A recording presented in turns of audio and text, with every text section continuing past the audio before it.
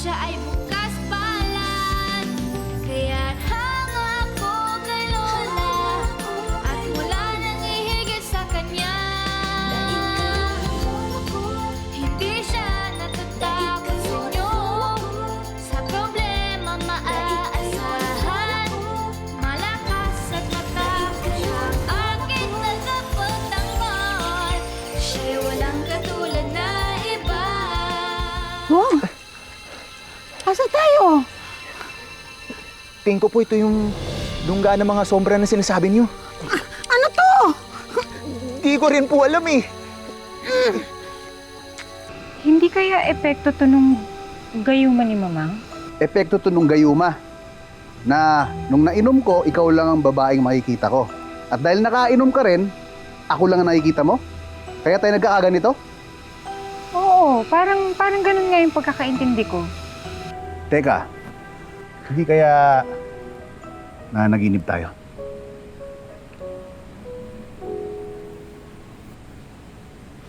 Ay! Para saan yun? Pagpatak ng dilim, hanapin ninyo ang anak ni Selma. Hindi malayong taglay din niya ang kaalaman ng kanyang ina. Magiging sagaba lang siya sa aming mga plano. At kung kinakailangan, paslangin ninyo siya. Uy, anong gagawin mo? Kukuha lang ako ng saging sa bundok. Duwag ka naman pala. Hindi, seryoso ako. Ayaw man lang bang enjoyin yung moment na tayong dalawa lang yung tao sa mundo? Kahit imagination lang to. Once in a lifetime lang to, di ba? Ayaw ka Aray! kasama! Uy, yung pangontra sa sombra, nakalimutan mo!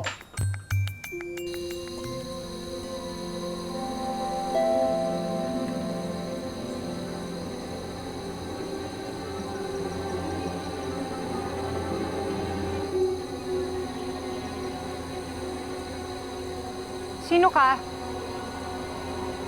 Sino ka? Magpakita ka! Kala mo, sombra ako, no? Paano ka ba? Kunwari ka pang di naniniwala sa sombra, pero takot ka rin pala. Wala ka na namang magawa, no? Umalis ka na nga dito. Hindi, sandali, dala ko to. Iwan mo just in case. Di ba? Hindi ko kailangan yan. Umalis ka na. Alis!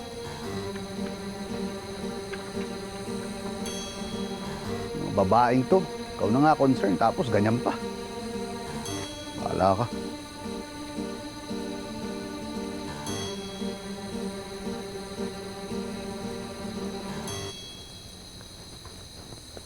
Mga babae talaga. Ikaw na nga concern, tas aawain ka pa. Kugulo ng utak.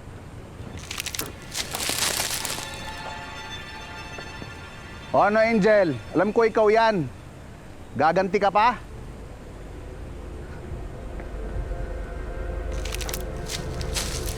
Angel, hindi ako natutuwa, ah. Sombra.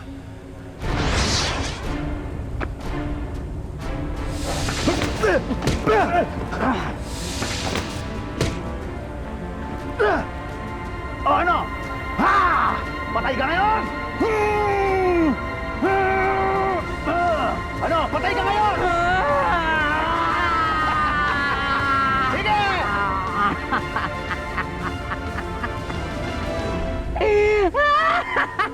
Fake news.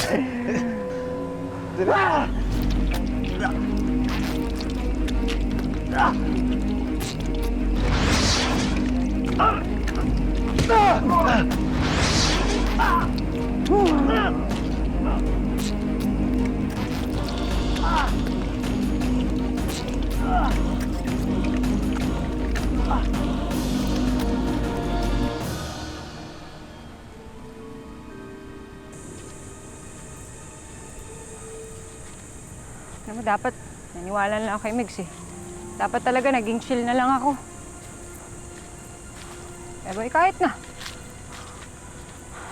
Mas mabuti na rin to kaysa kasama ko yung taong yun. Kahit pa hallucination lang to. Bakit ba kasing hindi na lang yung nakasama sa mga nawala? Di sana mas masaya pa buhay ko ngayon.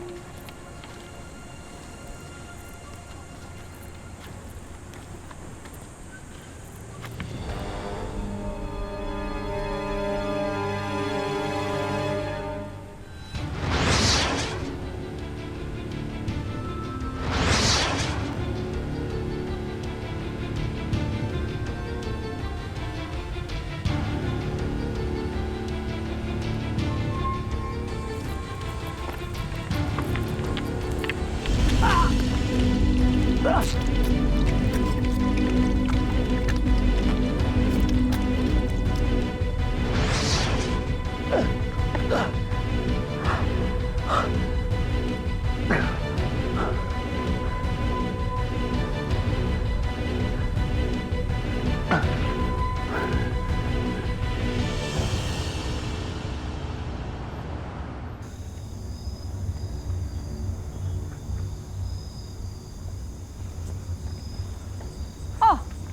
Anong ginagawa mo dito?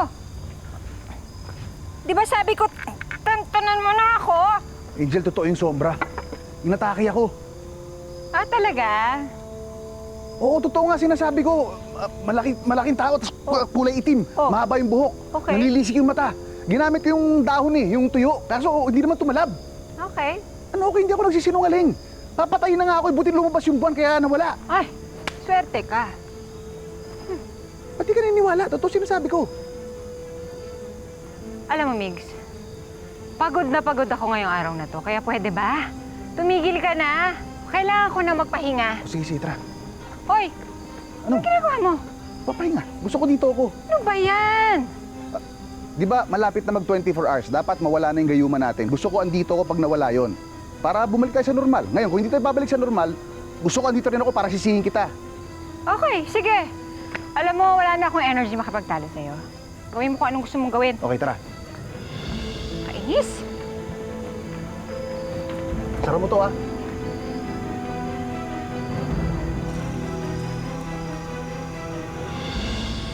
Maniwala ka kasi, totoo yung mga sombra. Alam mo, isipin mo na lang, nandito lang lahat yan. Sa utak mo lahat. 'Di ba? Isang hallucination lang. Wala yan. Huwag mo masyadong isipin. 'Di ba sabi mo nga, chill ka lang. Oh. Tsaka, yeah, mga ganitong oras din yun eh. Antay-antay lang tayo. Mawawala na yan. Chinek ko nga yung telepono ko bago ako nagtanggal ng gamit eh. Oh. 7:05 nun. Ayan.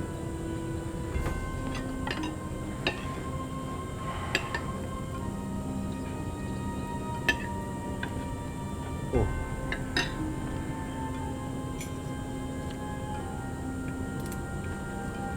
Parang wala naman nangyayari.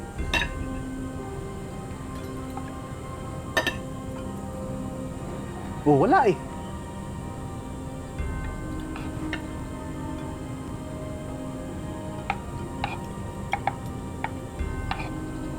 Mama? Mamaang? Hindi, saan ka pupunta?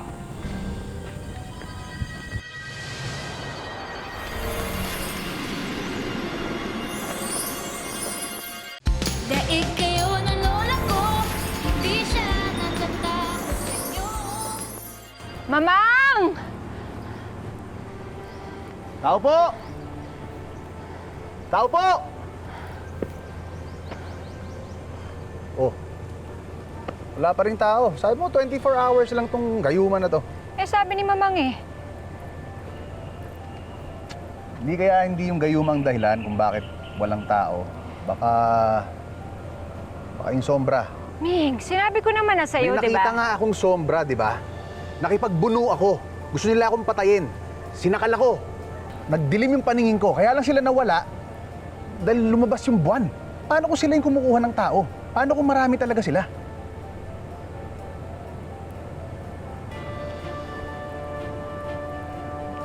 Sure ka ba? Yun lang ang naiisip kong dahilan. Yung mga nakita akong sombra at tayong dalawa lang natitira dito ngayon. O sige, pagpalagay nating tama ka. O eh, bakit tayong dalawa na lang naiwan? Simpleng eksplanasyon lang yan. Nagkamali lang si Mamang. Siguro, lagpas 24 hours lang yung epekto. Antay lang tayo. Problema sa'yo eh. Wala kang tiwala sa ibang tao. Pili mo, lagi ka niloloko.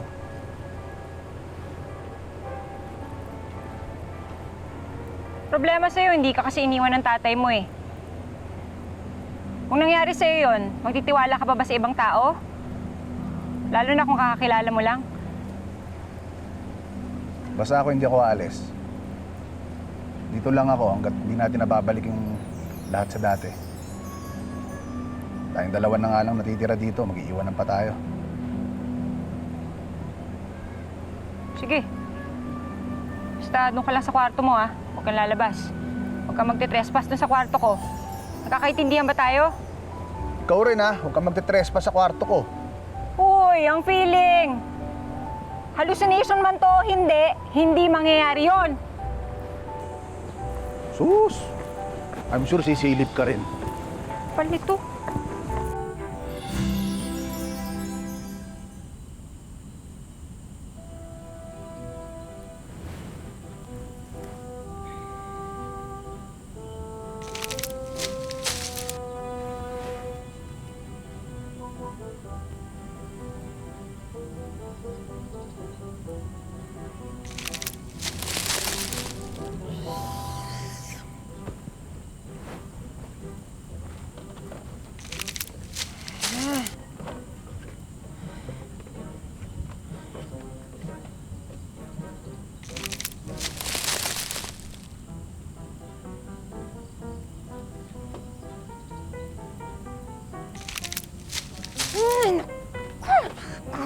Migs?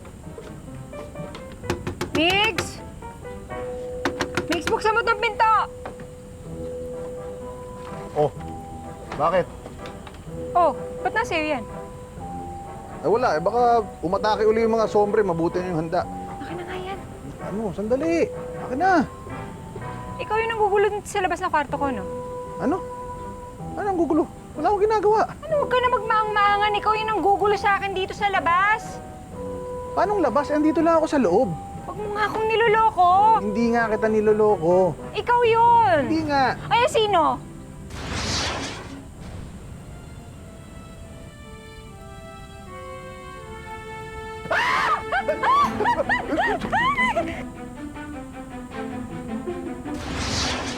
Ano, niniwala ka na? Hindi, congrats! Dali! Tayo!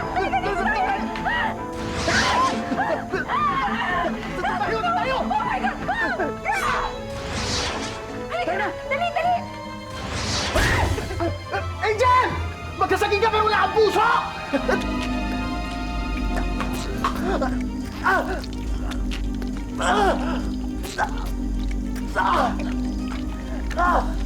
Angel!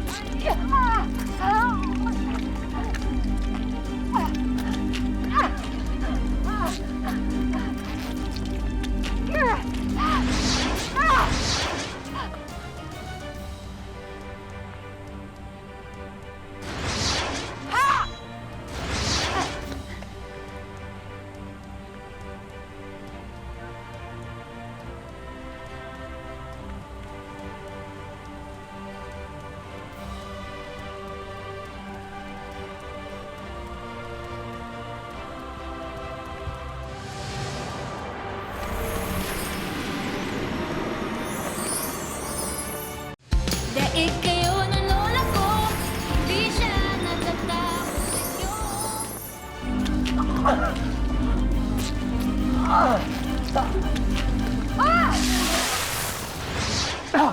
Migs! Migs! Uy! Okay ka lang? Migs! Uy! Uy! Baka bumalik pa sila. Hindi na tayo babalikan basta meron tayo nito. Sinisindihan pala yan. Hindi mo sinabi sa akin kanina, munti ako mamatay. Galit ka? O, bahala ka dyan! Hindi. Thank you. Nasabi ko lang.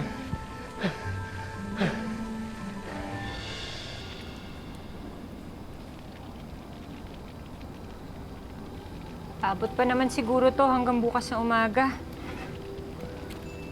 Paano ba gumawa niyan? Hindi gumawa pa tayo. Hindi pwede. 3 linggo pinapatuyo yan ni Mamang.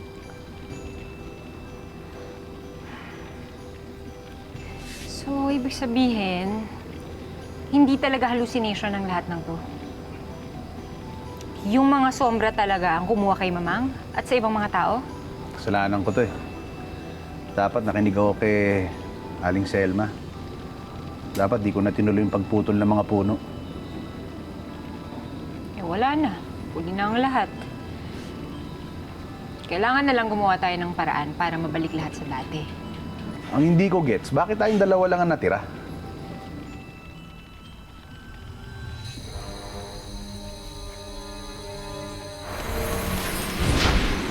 Sombra! Ay! Angel!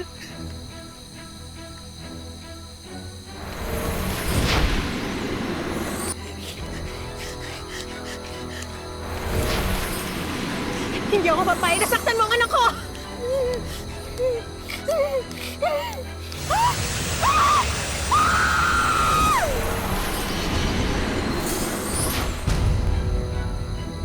Mama!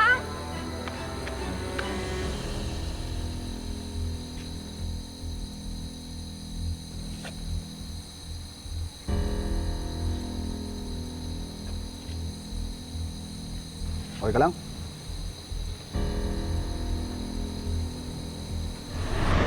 Nung gabing nawala si Mamang, may nakita akong insenso. So kaya tayo nakaligtas. Ang sabi mo, takot ang mga sombra sa liwanag ng kalikasan. Kaya hindi sila lumalabas kapag may araw at nawawala sila kapag may sinag ang buwan. Ang tanong, paano natin sila matatalo?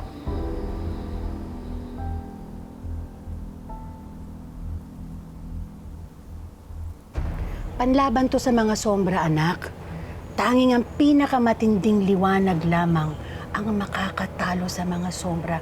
Kahit nga ang apoy, walang laban sa kadiliman nila. Kailan ba kayo titigil sa kabaliwan na to? Makinig ka muna, anak. Hindi takot ang mga sombra sa artipisyal na liwanag. Kailangan liwanag ng kalikasan katulad ng araw o ng buwan. Pero may mga pagkakataon na hindi nagliliwanag ang buwan sa gabi. Pag nangyari yon, kailangan lagyan mo ng alitap-tap itong luz eterna na nanggaling sa pinakamataas na puno, sa pinakatuktok ng bundok. At magliliwanag ito, ito lang ang makakatalo sa mga sombra. Itigil mo na tong kalokohan na to. Pag hindi pa kayo tumigil, magagalit na talaga ako sa inyo.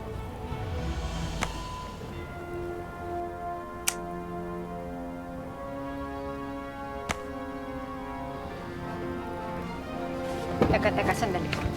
Sandali, saan ka na naman pupunta? Sandali lang! Alis ka ng alis!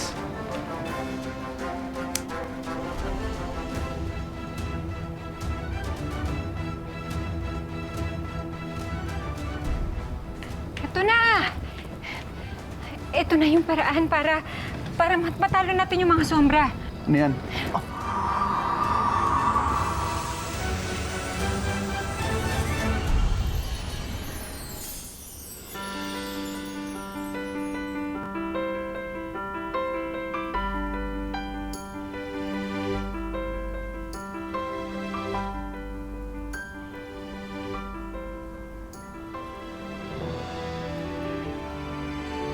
Ay, sorry.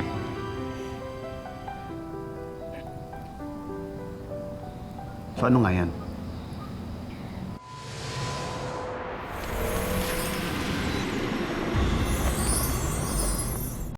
Daig kayo ng lola ko, hindi siya natatakot sa inyo. Luz eterna? Sabi ni Mamang, yan lang ang makakagapi sa mga sombra. Pero kulang pa daw yan ng sangkap. Ano pang sangkap ang kulang nito? Sabi ni Mamang, alitap-tap daw sa pinakatuktok ng bundok. Alitap-tap sa pinakatuktok ng bundok. Di ba pwedeng alitap-tap sa baba ng bundok? Kailangan talaga sa tuktok. Oo. Yun ang sinabi ni Mamang eh. Sa pinakamataas na puno, sa pinakatuktok ng bundok. Kaya ko kaya to? Panadera lang naman ako eh. Kaya mo yan. Bukas sa bukas, pag sikat ng araw, aakyat tayo sa tuktok ng bundok at hahanapin natin yung mahiwagang alitap-tap na yan. At magkikita na kayo ulit ng mamang mo.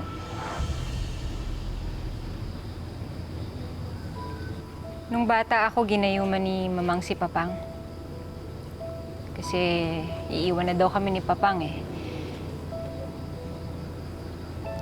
Sabi ni Mamang, kaya niya daw gawa ng paraan kasi kaya naman ng gayuma.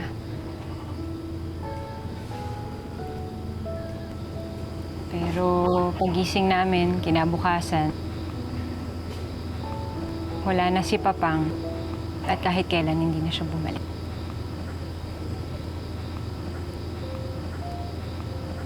Kaya simula nun, hindi na talaga ako naniwala sa powers ni Mamang. Iyak ako ng iyak nun.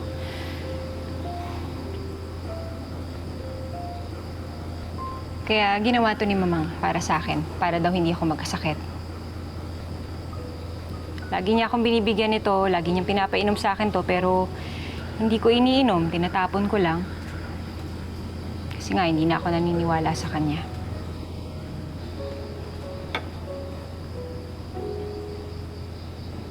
Meron pa pala nito. Siguro nga kaya hindi ako nagkakasakit noon kasi dahil dito.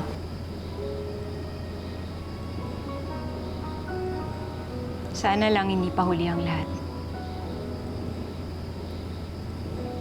Sana naniwala ako sa kanya.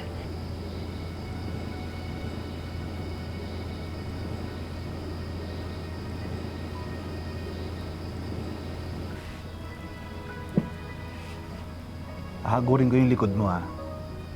Pero walang mali siya to. Ha?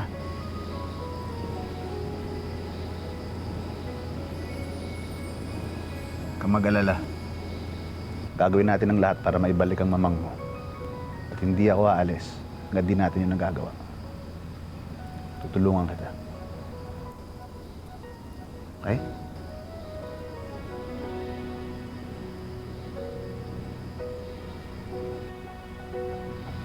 Itong sunod na hagod may konting mali siya to. Sorry. Layo na nga ako. Yan. Tulog tayo. Maaga pa bukas. Ano ang pinaplano ng anak mo? At ng lalaking sumika ng tahanan namin? Hindi sila naniniwala sa inyo! Sinungaling! Alam nila ang aming kahinaan.